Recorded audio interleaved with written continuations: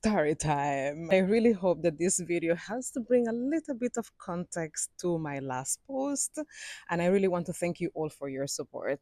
If you're new here, hi, my name is Flor. I am Cuban and I live in Jamaica for the past 21 years, a long time that. In my last video, I mentioned that I suffer from PTSD in the comments to a lot of people.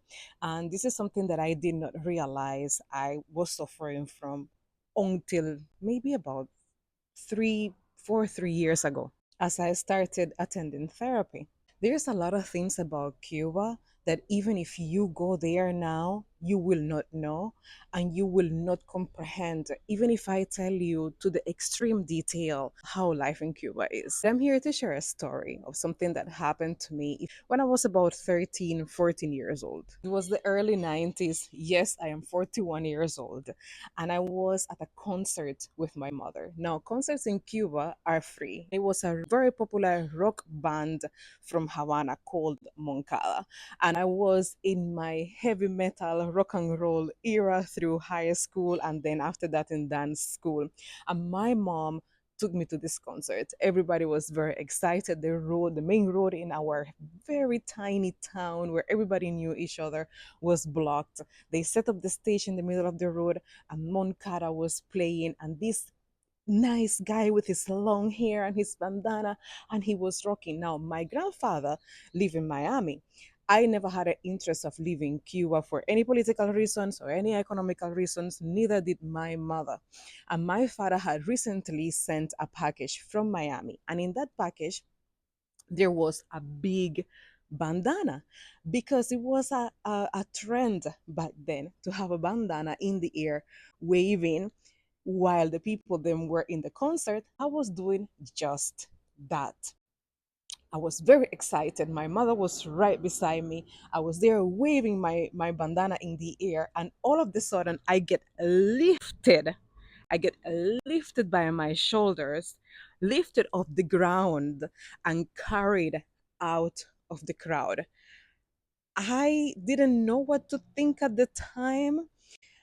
I just didn't know what to think at the time. And my mom just followed me. As we came out of the crowd, I got to realize who was actually holding me.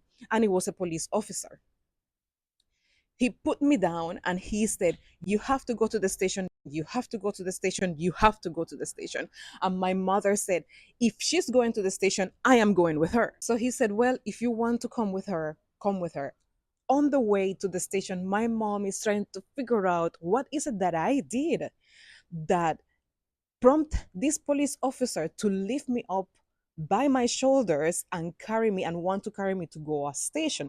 Bear in mind, I was between 13 and 14 years old because Cuba in the 90s was the way it was. It could have been virtually anything. Anybody says something that I said something that was incorrect, it could have been anything. We finally got from this police officer the reason why he took me out of the crowd. He said, and I quote, "She has an American flag." So this police officer saw me waving an American flag. Let me tell you something. My mother and I almost explode in a rage because the bandana that my grandfather had sent in that package had diagonal red and white lines and red polka dots. There was not even a star, there was not even blue, there was nothing in that bandana other than the color red and white that favor the American flag. During that time in Cuba, it was illegal for anybody to wear any clothing with an American flag, any shoes, any stickers, nothing to do with the American flag. And I am talking about the 90s, okay? So after we open up the bandana, show it to him. This was like on a very dark street that was heading from the main road in my town to the police station.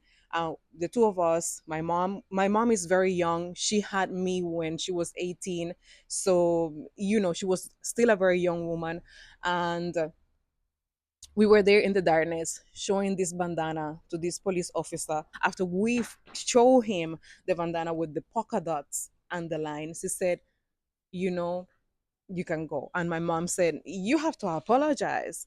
And he said, lo siento por la confusión. I'm sorry for the confusion.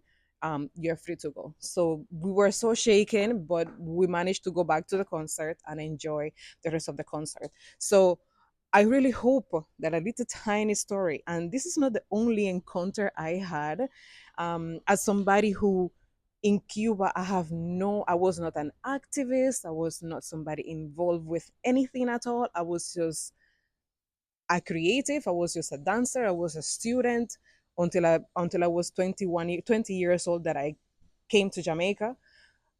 As somebody, just a Cuban living life, this was one tiny incident, and I have tons of stories like this, which I attribute the PTSD that I currently have now when it comes to doing anything wrong or being called out on things or having my name involved in anything to do with any politics or government issues whatsoever.